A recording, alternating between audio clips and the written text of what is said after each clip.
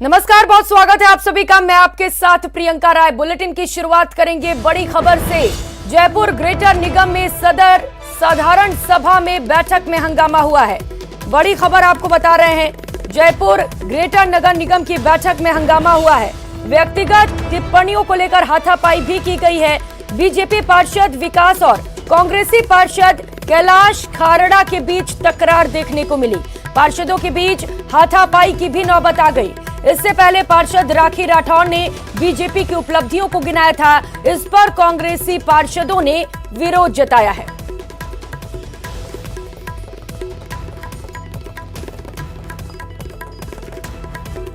तो जयपुर ग्रेटर नगर निगम की बैठक में लगातार हंगामा हो रहा है। लगातार तस्वीरें भी आपको दिखा रहे हैं किस तरीके से पार्षदों के बीच तकरार हुआ और इस तकरार के बीच धक्का मुक्की भी देखने को मिली। व्यक्तिगत टिप्पणियों को लेकर बताया जा रहा है कि यहां पर पार्षदों के बीच में हाथापाई भी हुई है। ज्यादा जानकारी के साथ सहयोगी महेश एक बार फिर से हमारे साथ जुड़ चुके हैं। महेश, क्या है मौजूदा स्थिति फिलहाल सभा की? बिल्कुल प्रियंका, जानकारी देना चाहूंगा कि अभी शांतिपूर्ण तरीके से जो एजेंडा क्रमांक 2 है उस पर चर्चा चल रही है, जो कि अस्थायी बीट्स लगाए जाने हैं। प्रत्येक वार्ड में करीब 7 कर्मचारी लगाए जाने हैं, लेकिन पार्षदों की तरफ से ये भी प्रस्ताव रखा गया कि कर्मचारियों की संख्या जो है वो काफी कम है। अभी मौजूदा समय में 2 कर्मचारी हैं, वो भी पर्याप्त रूप से नहीं है और वो भी काम नहीं कर रहे हैं। उस तरह की शिकायतें जो है प्रशासन को की गई है। दूसरी तरफ इससे पहले एक हंगामा हुआ था और उसमें जो है व्यक्तिगत टिप्पणियां की गई थी। थोड़ी देर पहले आपने भी देखा था किस तरह से जो है पार्षद आपस में उलझ गए और हाथापाई की नौबत भी आई थी। लेकिन उसके बाद जो है लगातार चर्चा का जो दौर है वो चल रहा है। लेकिन पहला जो प्रस्ताव था उसको पास होने में 3.5 घंटे का वक्त लगा और अब दूसरा प्रस्ताव जो है सफाई कर्मचारियों को लेकर के है और उस पर जो है चर्चा लगातार जारी है। और उसके बाद में यहाँ पर अलग अलग और भी मुद्दों को लेकर के चर्चा होगी। लेकिन जो खासतौर पर पार्षदों ने जो ध्यान दिलाया है कि उनकी एसआई और सीएसआई जो कि सफाई निरीक्षक हैं वो सुनवाई नहीं करते हैं, उनके अनुसार नहीं चलते हैं। तो ऐसे में एक प्रस्ताव यहाँ पर स्वीकृत किया गया जिसमें अब ये कहा गया है कि जो भी विकास कार्य होंगे उसमें पार्षदों की अनुशंसा जरूरी की जाएगी। यानी ये मैंडेटरी होगा कि पार्षदों के ध्यान में रहते हुए विकास कार्य जो है वो यहाँ पर वार्ड में क्या कराए जाए। तो इसे लेकर ठीक है महेश, बहुत शुक्रिया आपका तमाम जानकारियों के लिए। और रुक लेते हैं एक और बड़ी खबर का। सज्जनगढ़ जंगल में आग का दायरा लगातार बढ़ता जा रहा है। आग को बुझाने के लिए हेलीकॉप्टर पहुंच चुका है। सज्जनगढ़ क्षेत्र में लगी आग का जायजा लिया जाएगा। बड़ी लेक को भी पहले एयरफोर्स की टीम देखेगी, वहां का जायजा लेगी और यहीं से पानी लेकर आग बुझाई जाएगी। डबोक एयरपोर्ट से ऑपरेशन शुरू किया जाएगा। तो तस्वीरें आपको दिखा रहे हैं किस तरीके से भयंकर आग लगी हुई है। यहाँ पर लगातार जो आग का दायरा है वो बढ़ता जा रहा है। बताया जा रहा है कि भीषण गर्मी की वजह से यहाँ पर आग लगी है। तो सज्जनगढ़ जंगल की ये तस्वीर आपको दिखा रहे हैं जहां पर भीषण आग लगी है। तो आग बुझाने के लिए बड़ा अपडेट आपको बता दें, हेलीकॉप्टर पहुंच चुका है। बड़ी लेक के पानी से इस आग को बुझाने की कोशिश की जाएगी। एयरफोर्स की टीम फिलहाल सज्जनगढ़ क्षेत्र का जायजा लेगी सबसे पहले, उसके बाद बड़ी लेक का भी जायजा लिया जाएगा और यहीं के पानी से जंगलों की आग बुझाई जाएगी। तो ऑपरेशन की शुरुआत डबोक एयरपोर्ट से की जाएगी। एयरफोर्स के जवान इस वक्त पहुंच चुके हैं सज्जनगढ़ के जंगलों में, जहां पर हेलीकॉप्टर की मदद से आग बुझाने की कोशिश की जाएगी। तो तस्वीरें आप देख सकते हैं किस तरीके से सज्जनगढ़ का जो जंगल है वो इस वक्त धधक रहा है। भीषण आग लगी है यहाँ पर और बताया जा रहा है कि लगातार जो आग का क्षेत्रफल है वो बढ़ता जा रहा है। आग का दायरा लगातार बढ़ रहा है जिसको लेकर प्रशासन चिंतित है और यही वजह है कि बड़ा फैसला लेते हुए हेलीकॉप्टर भेजा गया है। एयरफोर्स की टीम यहां पर भेजी गई है और जल्द ही आग बुझाने की कोशिश शुरू की जाएगी।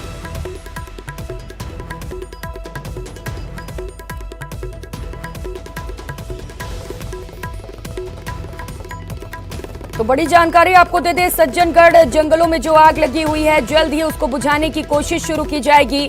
हेलीकॉप्टर यहां पर पहुंच चुका है आग बुझाने के लिए। सज्जनगढ़ क्षेत्र में आग का फिलहाल जायजा लिया जा रहा है। बड़ी लेक को भी एयरफोर्स की टीम देखेगी, उसके बाद से ऑपरेशन की शुरुआत की जाएगी। तो एयरफोर्स की टीम की कोशिश होगी कि जल्द से जल्द आग पर काबू पा लिया जाए, क्योंकि जैसा कि बताया जा रहा है कि आग का दायरा लगातार तेजी से फैल रहा है।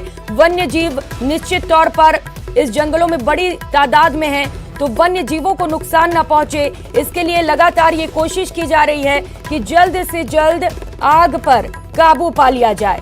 तो डपोक एयरपोर्ट से बताया जा रहा है कि इस ऑपरेशन की शुरुआत की जाएगी और बड़ी लेक से पानी लेकर सज्जनगढ़ क्षेत्र में हेलीकॉप्टर के जरिए डाला जाएगा, जिससे कि जल्द से जल्द आग पर काबू पाया जा सके।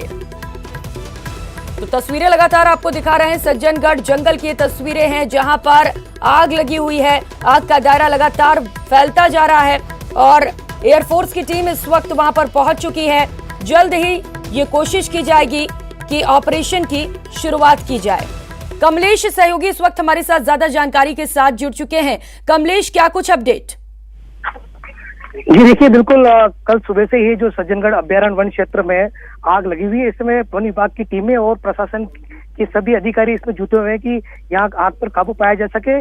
कल दिन से लगातार आग चली, उसके बाद इस आग को काबू करने के लिए लगातार जो है कि फायर ब्रिगेड की गाड़ियां यहाँ पर आई है। इस समय मैं मौजूद हूँ सज्जनगढ़ की पहाड़ी के समीप। आप देख सकते हैं सज्जनगढ़ की पिछला हिस्सा है, यहाँ पर कल जो है कि आग बढ़ती बढ़ती विकराल रूप लिया और आग धीरे धीरे पिछली पहाड़ियों पे आ गई और लगातार ये हवा के साथ ये जो है कि आग लगातार बढ़ती जा रही है। ऐसे में जिला प्रशासन और वन विभाग की मुश्किलें और बढ़ गई है। ऐसे में जिला प्रशासन ने आज निर्णय लिया और इस आग को काबू पाने के लिए फलोदी से हेलीकॉप्टर एयरफोर्स का मंगवाया है और हेलीकॉप्टर है जो कि कुछ देर पहले यहाँ पर आया और एक राउंड लेकर स्थिति का जायजा लेकर फिर से वह है कि जो पानी भरने गया, कुछ देर बाद इस आग को काबू करने का प्रयास करेगा। जी, तो जो एयरफोर्स की ओर से हेलीकॉप्टर आया है वो क्या पानी भरने इस वक्त बड़ी लेक तक पहुंच चुका है कमलेश?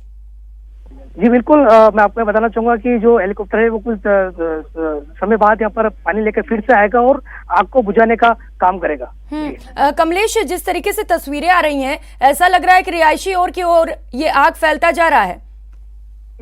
जी बिल्कुल, इसके जो है कि जो पूरा क्षेत्र उसके पास में रिहायशी क्षेत्र कहा जा सकता है कि कुछ दूरी पे जो बड़ी गांव भी है वहां पर आग नहीं पहुंचे, इसको लेकर वन विभाग और प्रशासन की टीमें लगातार प्रयास कर रही है। साथ में सबसे बड़ी बात आपको मैं बताना चाहूंगा कि बायोलॉजी पार्क जो है कि वो भी वन विभाग का जो बना हुआ है वो सज्जनगढ़ की पहाड़ी की तलहटी में। ऐसे में वहां पर बड़ी तादाद में वन्य जीव कोई हताहत ना हो, इसके भी प्रयास किए जा रहे हैं। जी कमलेश, जैसा कि आपने बताया कि आग फैल रहा है माफ कीजिएगा जो रिहायशी क्षेत्र है उधर की ओर, तो अगर ये आग फैल जाता है, उससे पहले आग पर काबू नहीं पाया जाता है, तो कितना नुकसान हो सकता है? जी बिल्कुल, वन विभाग को प्रशासन इस चीज में लगी हुई है कि ये जो आग लगी हुई है उसको जल्द से जल्द काबू किया जा सके और ये जो पहाड़ी से जो आग है वो तलहटी से होता कई वन्य जो इसके लिए जो क्षेत्र बना हुआ है उसमें नहीं आ जाए ताकि लोगों को बड़ा कोई हानि न हो। जी कमलेश, जिस तरीके से आग फैलती जा रही है, दायरा लगातार बढ़ रहा है, क्या कुछ वन्य जीव इस आग की चपेट में आए हैं? इसे लेकर कोई जानकारी? जी बिल्कुल, अभी तक तो ऐसी कोई जानकारी सामने नहीं है कि वन्य जीव कोई हताहत हुआ है। इसको लेकर वन विभाग बिल्कुल चिंतित और लगातार इस प्रयास में जुटा हुआ है कि जल्द से जल्द इस आग पर काबू पाया जा सके। कमलेश, कितना हेलीकॉप्टर पहुंचा है? ये तस्वीरें देखिए, हम देख पा रहे हैं हेलीकॉप्टर की ये तस्वीरें दिखा रहे हैं हम दर्शकों को। हेलीकॉप्टर यहाँ पर पहुंच चुका है और एयरफोर्स की टीम लगातार कोशिश कर रही है कि जल्द से जल्द आग पर काबू पा लिया जाए। कितना हेलीकॉप्टर यहाँ पर पहुंचा है कमलेश? अभी तक एक हेलीकॉप्टर ही फलोदी से आया है और उसने स्थिति का जायजा लिया है और वो ईंधन को कराने के बाद कुछ समय बाद यहाँ से बड़ी लेक पे पहुंचेगा और पानी लेकर इस आग को बुझाने का काम करेगा। ठीक है कमलेश, बहुत शुक्रिया आपका तमाम जानकारियों के लिए। नजर बनाए रखिए, आपसे अपडेट लेते रहेंगे।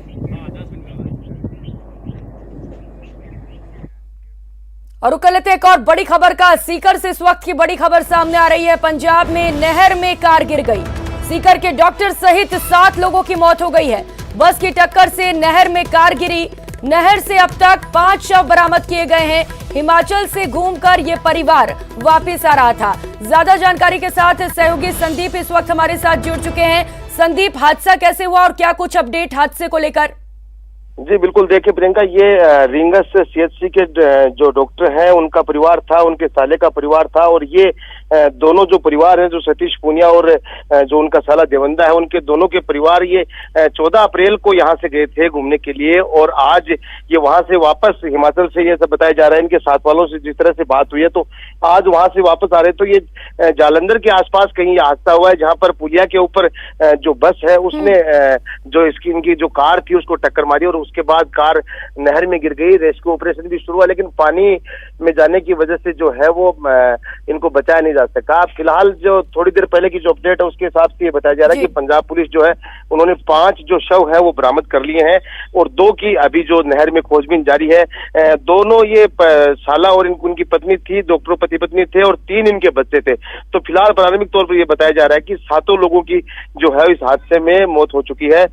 जो डॉक्टर है वो रींगस में थे, और उनकी पत्नी भी यहीं पर गांव में अध्यापिका का थी। तो ये जो परिवार है वो पूरा आसपास के लोगों से जुड़ा हुआ था। तो ये रींगस इलाके में और आसपास के इलाके में जो चिकित्सा जगत है उसमें भी बड़ी शोक की लहर है, और जो टीचर्स हैं उनके तरफ से भी बार बार इसी तरह की संवेदनाएं जी बताई जा रही हैं। जी बिल्कुल संदीप, शोक की लहर है क्योंकि डॉक्टर सहित 7 लोगों की मौत हुई है इस हादसे में, लेकिन जैसा कि बताया जा रहा है कि बस की टक्कर से ये कार नहर में गिरी। तो क्या बस चालक का पता चल पाया है, कौन है?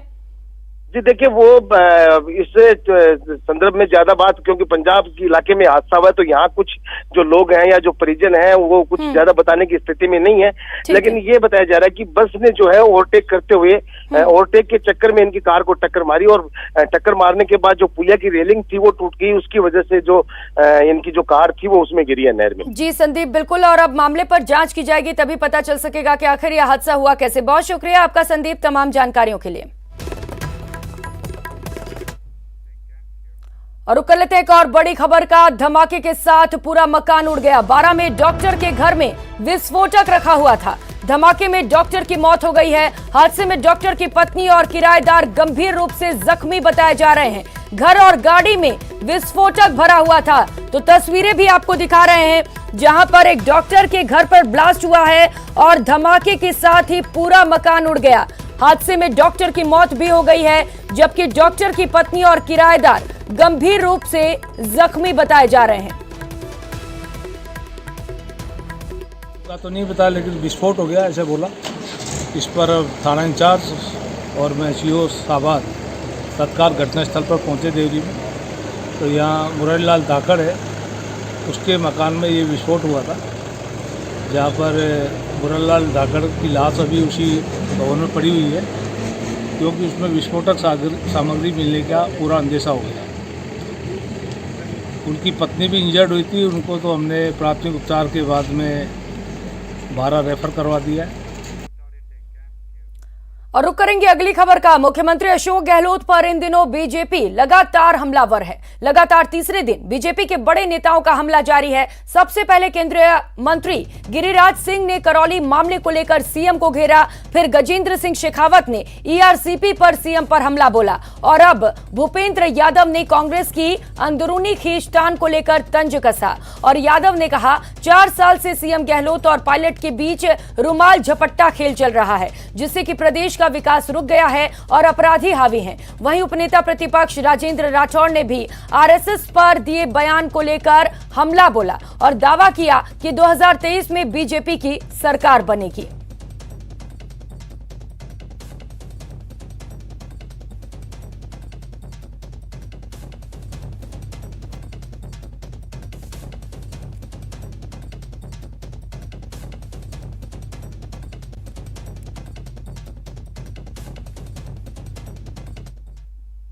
पूरी तरीके से असंवेदनशील है और 5 साल सरकार का चली, अभी तो 4 साल हो गए। यहाँ तो सचिन पायलट जी और अशोक गहलोत के बीच में रुमाल झपट्टे का खेल ज्यादा हुआ है। सरकार कानून व्यवस्था को संभालने की स्थिति राज्य सरकारों की होती है। राजस्थान सरकार को इस बात को स्वीकार करना पड़ेगा कि वो कानून व्यवस्था की स्थिति संभाल नहीं पा रहे हैं। और आप तो कम्युनल राइट की बात करते हैं। मैं सबसे ज्यादा अलवर जिले में रहता हूँ। जितनी आज अलवर के औद्योगिक क्षेत्र में कानून व्यवस्था की स्थिति बर्बाद हुई है, जिस तरीके से अपराधी खुले घूम रहे हैं, जिस तरीके से और दिन दहाड़े लोगों को धमकियां दी जा रही है, राजस्थान की औद्योगिक नगरी का जो बुरा हाल है उसका जवाब क्यों नहीं अशोक गहलोत देता है? वहीं ईआरसीपी को लेकर भी राठौड़ ने सीएम गहलोत पर वार किया। राठौड़ बोले, केंद्र सरकार का रवैया ईआरसीपी पर संयोगात्मक है। केंद्र ने इस परियोजना का डीपीआर भी तैयार करवाया है। राजस्थान सरकार को केंद्रीय जल शक्ति मंत्रालय से मिलकर राजस्थान के 13 जिलों को पीने का पानी मुहैया कराने पर ध्यान देना चाहिए, न कि राजनीति पर।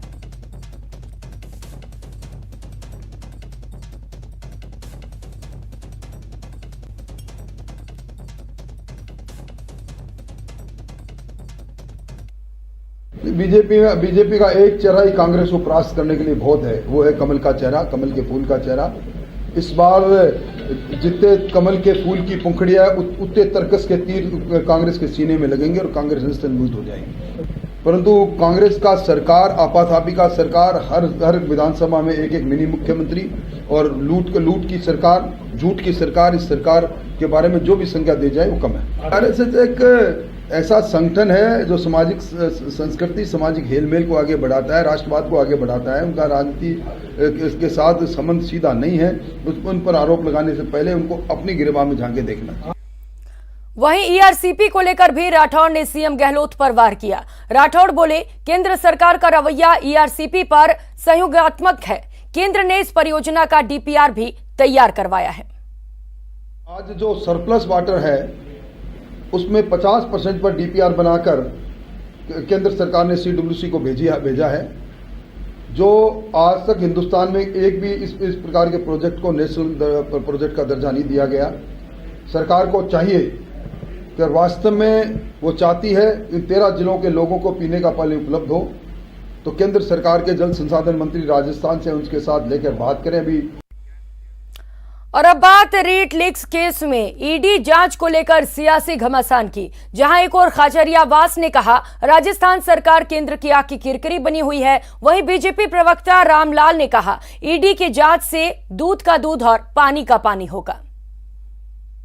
हिंदुस्तान में विपक्ष की जहां भी सरकारें हैं वहां पर ऐसी कौन सी सरकार बची है जहां ईडी नहीं पहुंची? सब जगह ईडी पहुंच गई। ये पहले से तय था कि केंद्र की बीजेपी सरकार की आंख की किरकिरी बनी हुई है राजस्थान की सरकार। अब राजस्थान की सरकार तो हमले के टारगेट पर है। पहली बार ऐसा हुआ है जब लोग जिनसे उम्मीद करते हैं न्याय की, वो खुद अपनी संस्थाओं को राज्यों में भेजते हैं, इंटरफेयर करते हैं। राजनीति में जब आए हैं तो राजनीति में ना लड़ने से डरते हैं ना मरने से डरते हैं। 26 लाख परिवार सरकार की दहलीज के ऊपर बार बार गुहार लगा चुके कि इसके अंदर सरकार के कई अधिकारी, कई नेता शामिल हैं और सरकार को पारदर्शिता के साथ सीबीआई से जांच करानी चाहिए, लेकिन सरकार उस मांग को ठुकराने का काम करती है। आप मुझे ये बता दो कि इस रीट मामले के अंदर जो माध्यमिक शिक्षा बोर्ड का चेयरमैन है, जिसकी जिम्मेदारी थी परीक्षा कराने की, अभी तक एसओजी ने उससे पूछताछ भी नहीं की, उसको गिरफ्तार भी नहीं किया। वो कहां है एसओजी को भी पता नहीं है। वहीं मरुधरा में गोपालन को लेकर नई सियासी बयानबाजी शुरू हो गई है। गौसेवा को लेकर राज्य सरकार की ओर से बनाए गए नए नियम को लेकर रविवार को गुलाब चंद कटारिया ने बड़ा बयान दिया था। उसके दूसरे दिन मंत्री प्रताप सिंह खाचरियावास ने कहा, नियम से पहले शहरी क्षेत्र में एक भी गाय होती थी तो उठाकर ले जाते थे। लोगों की डिमांड थी कि कम से कम एक गाय की परमिशन मिले। अब एक गाय पालने पर कोई तंग नहीं कर सकता। ये गौ सेवा के लिए बड़ा डिसीजन है। उन्होंने कहा, ज्यादा गाय पालनी है तो परमिशन लेनी ही पड़ेगी। एक बात आप मानकर चलिए, पहले तो झंझट चल रहा था कि शहरी क्षेत्र में एक भी होती थी तो उठा के ले जाते थे। अधिकतर लोगों की डिमांड थी कि कम से कम एक गाय पालने की तो परमिशन दो। तो एक गाय पालने की तो मतलब ये हो गई, कोई जाके उनको तंग नहीं कर सकता, घर वाला रख सकता है। तो ये गौ सेवा के लिए बहुत बड़ा डिसीजन है। अब कोई भी व्यक्ति बिना परमिशन के एक गाय पाल सकता है। ज्यादा गाय पालनी है, यदि जगह ही नहीं है पहली बात तो शहरों में, तो परमिशन लेगा, उसको अलग से परमिशन। आगे बढ़ेंगे। राजसमंद जिले के कुंभलगढ़ अभ्यारण्य की इको सेंसिटिव जोन की सीमा का पुनर्निर्धारण करने की मांग को लेकर अब ग्रामीणों ने सरकार और प्रशासन के खिलाफ मोर्चा खोल दिया है। सैकड़ों की संख्या में ग्रामीणों ने आज जिला कलेक्ट्रेट पर प्रभारी मंत्री उदयलाल आंजना का घेराव किया और उनकी मांगे 1 महीने में नहीं माने जाने पर क्षेत्र के सभी रास्ते जाम करने की चेतावनी दी है। दरअसल भारत सरकार ने 18 जून 2020 को कुंभलगढ़ अभयारण्य में इको सेंसिटिव जोन लागू करने का ड्राफ्ट जारी किया था, जिसमें 5 किलोमीटर की दूरी निर्धारण का प्रस्ताव रखा गया था। इस दायरे में क्षेत्र के 75 राजस्व गांव और करीब 60,000 से अधिक ग्रामीण प्रभावित हो रहे हैं। इसमें किसानों की छोटी छोटी जोत के भी जमीन से संबंधित रूपांतर के कोई भी कार्य नहीं हो रहे हैं, जिससे किसानों को परेशानी हो रही है। उधर नगर निगम ग्रेटर के तत्कालीन आयुक्त यज्ञमित्र सिंह देव के साथ मारपीट मामले में जयपुर महानगर प्रथम की एडीजे 4 कोर्ट ने राज्य सरकार, आयुक्त और पार्षदों की रिवीजन याचिकाओं पर नोटिस जारी किया है। सुनवाई के दौरान सरकार की ओर से कहा गया कि मेयर सौम्या के खिलाफ पर्याप्त सबूत मौजूद हैं, लेकिन निचली अदालत ने इन तथ्यों को दरकिनार करते हुए चार्ज स्टेज पर ही मेयर सौम्या गुर्जर को चार्ज मुक्त कर दिया, जो पूरी तरह से गलत है। आपको बता दें कि इस पूरे मामले में आयुक्त की ओर से 4 जून 2021 को ज्योति नगर थाने में मेयर सहित 4 पार्षदों पर मारपीट और अभद्रता का मामला दर्ज कराया गया था, लेकिन 11 अप्रैल को ACMM 8 अदालत ने मेयर को सभी चार्ज से मुक्त करते हुए चारों पार्षदों पर चार्ज तय किए थे। देखिए, अधीनस्थ न्यायालय द्वारा सौम्या गुर्जर को जो डिस्चार्ज किया था उसमें हमने तुरंत ही राज्य सरकार की ओर से कलेक्टर द्वारा अधिकृत करते ही हमने रिवीजन पिटीशन दाखिल कर दी थी, जो आज रेगुलर हियरिंग के लिए एडीजी 4 महावीर प्रसाद गुप्ता जी की कोर्ट में ट्रांसफ़र हुई थी। जो हमारी राज्य सरकार की रिवीजन है वो एडमिट करते हुए कोर्ट ने और सौम्या गुर्जर को आज नोटिस जारी करके 7/5 को उपस्थित होने हेतु आदेश पारित कर दिए गए। और रुक कर लेते हैं बड़ी खबर का। टोंक में न्यूज 18 राजस्थान की मुहिम रंग लाई है। बिन पानी जिंदगानी का बड़ा असर देखने को मिला है। जिले में पानी की किल्लत से लोगों को होने वाली समस्या की खबर को न्यूज 18 राजस्थान ने प्रमुखता से दिखाया था, जिसके बाद अब विभाग हरकत में आ गया है। जिसके बाद जलदाय विभाग के अधिकारियों ने पंप हाउस का दौरा किया और शिकायत करने वाले लोगों से मिलकर शिकायतों को सुना। वहीं AN सिटी सुमन खजोतिया ने लोगों को समस्या का समाधान का भी भरोसा दिलाया है। खबरें देखने के बाद हम मौके पर गए हैं। जो भी शिकायतें थी उनकी जांच पड़ताल भी की गई है। उस लोगों से भी बात करी, उनकी समस्याओं को भी जाना है और हम जल्द से जल्द यही कोशिश करेंगे कि उनकी जो भी समस्याएं हैं उनका जल्द से जल्द निस्तारण किया जाएगा और हमारी टीम वहां भेजी जाएगी और जो भी उनकी समस्याएं रहेगी हम उनका निस्तारण कर देंगे जल्द से जल्द। इस बुलेटिन में फिलहाल इतना ही। नमस्कार।